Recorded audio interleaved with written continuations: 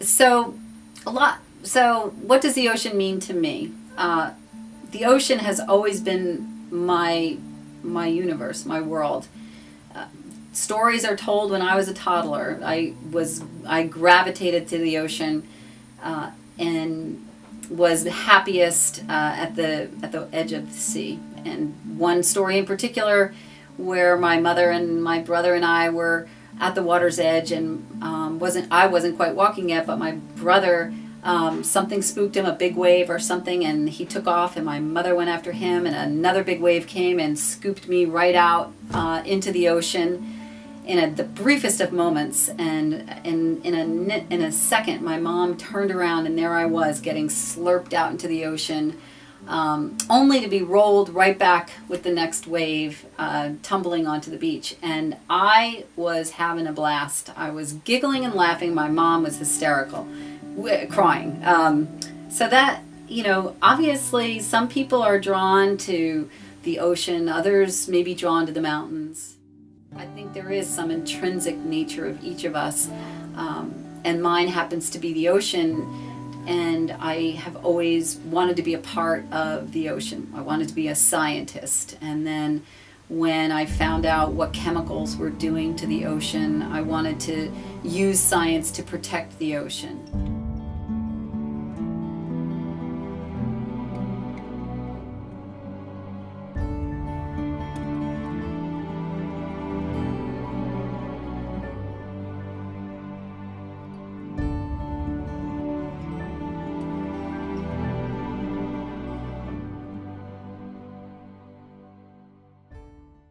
Hi, my name is Cindy Ziff. I'm Executive Director of Clean Ocean Action. It's a coalition of boating, diving, swimming, surfing, and other traditional fish hugger groups.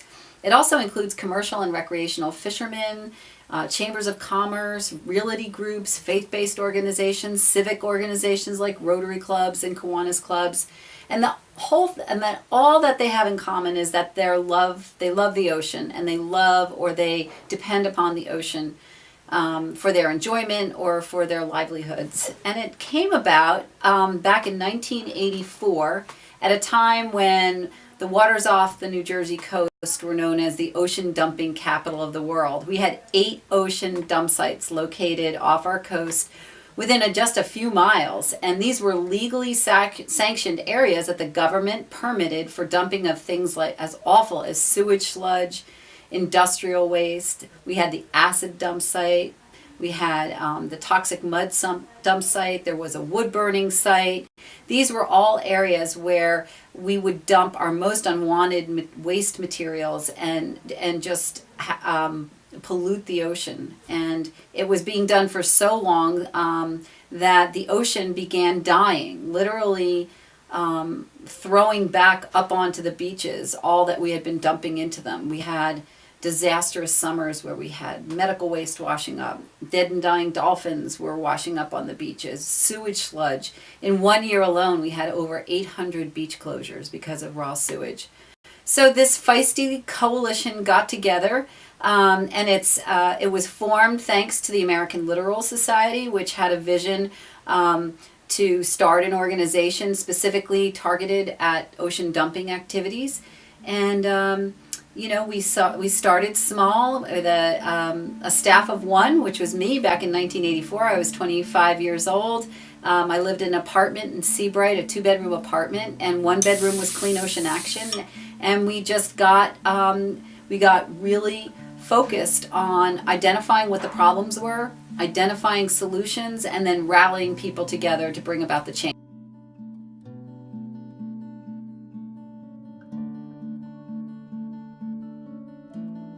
So, has Clean Ocean Action been successful? I would say absolutely yes. Within our first year of being an organization, we were able to put enough pressure on the federal government to close the nearshore sewage sludge dump site, which was just 12 miles off the beaches of Seabright. And then also in the first full year of our being organized, we started the beach sweeps back in 1985.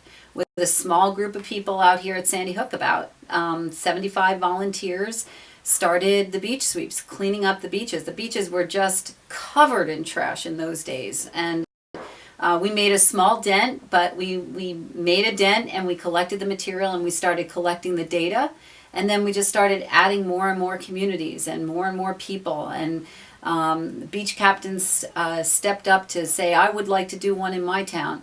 So within our first year, we had some good starts, and every year after that, we started really gaining momentum and building up successes. We ended the ocean dumping of acid waste. We stopped the dumping of wood burning. We started the new millennium. The ocean was dump site free. We had reduced a lot of the sources of sewage, so that while we still had beach closures, we had fewer of them. So while a lot of people are familiar with some of the problems facing the ocean, the plastic plague is one that's getting more and more attention. All of the litter that's winding up in the ocean, and the plastics that's causing harm to marine life and breaking down into smaller and smaller bits and becoming part of the food chain, which is having very devastating effects to marine life.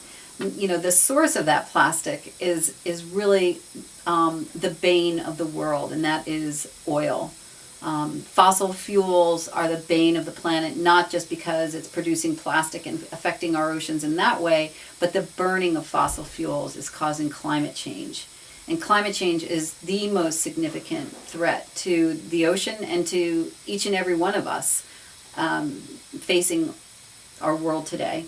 Huge effort for all of us to understand the link between our sea levels rising, the awful storm activities that we're having. Many of us remember Superstorm Sandy, but there's been droughts, there's been fires, there's been floods. This dramatic climate impacts is all stemming from the climate change caused by the burning of fossil fuels, and accelerated, in fact, by the burning of fossil fuels. So that's a bigger challenge, and regrettably, we are now facing leadership in Washington that feels that we need to expand the development of fossil fuels. The federal government has proposed opening 90% of U.S. waters to offshore oil and gas development. It is absolutely the antithesis of what we should be doing. It's a 180 of what we should be doing.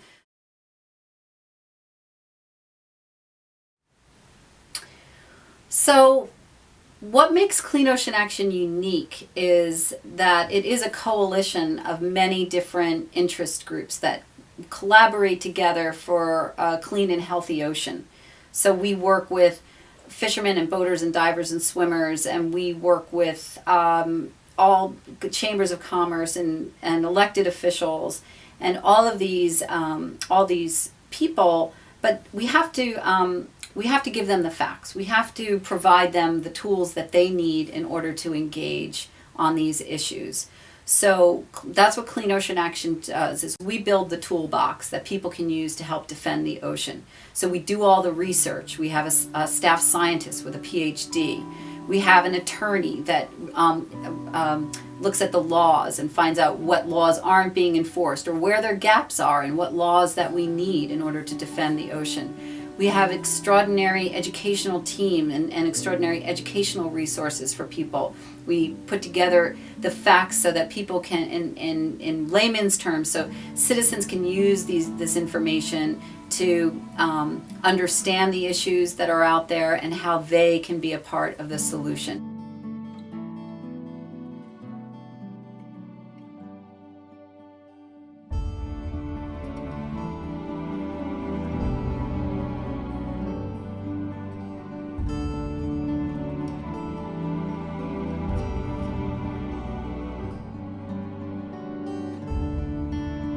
One thing I do know, and that is without the ocean, none of us would be here.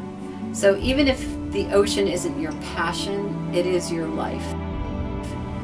If you like to go to the beach, if you like to swim, if you like to surf, if you like to eat fish, if you like to eat lobster, You know, even, you know, if you like to come to the shore and walk the beaches just for some solitude or watch the waves, beachcomb, there's so many joys of the sea that so many people can enjoy. And there's joys of the sea that people, even in the most inland parts of the United States, can enjoy. There's nothing like a seafood dinner.